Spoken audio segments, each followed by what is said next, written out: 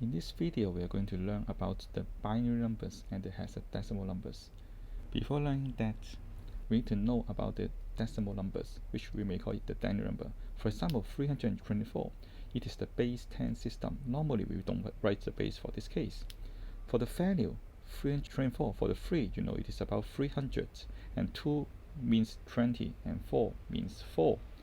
For 300, we can change it to 3 times 10 to the power 2. While 20, we change it to 2 times 10 to the power 1. And lastly, for 4 equals to 4 times 10 to the power 0. In this case, 324 represents this value, and it is important to know that we start from power 0. For binary numbers, since the base is 2, therefore the right hand side of the digit 1 equals to 1 times 2 to the power 0, and then the second digit equals to 1 times 2 to the power 1.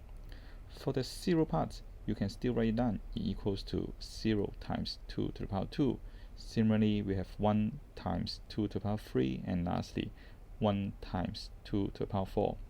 With the help of calculator, or you can calculate by yourself, you can find that the final value equals to 27, which is already a decimal number.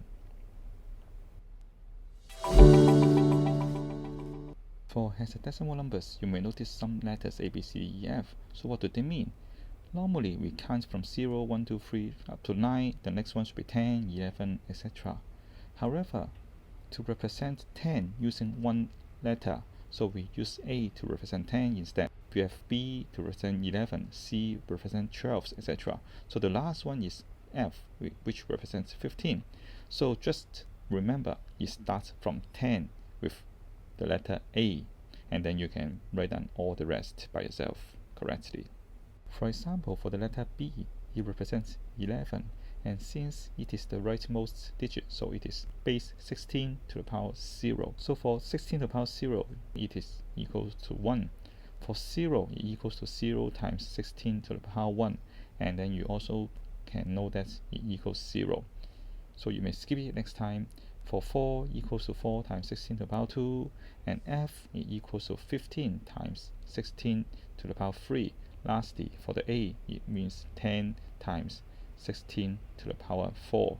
So after a calculation, you will find that the value equals to 717,835. Here I'm also going to talk about the use of calculator.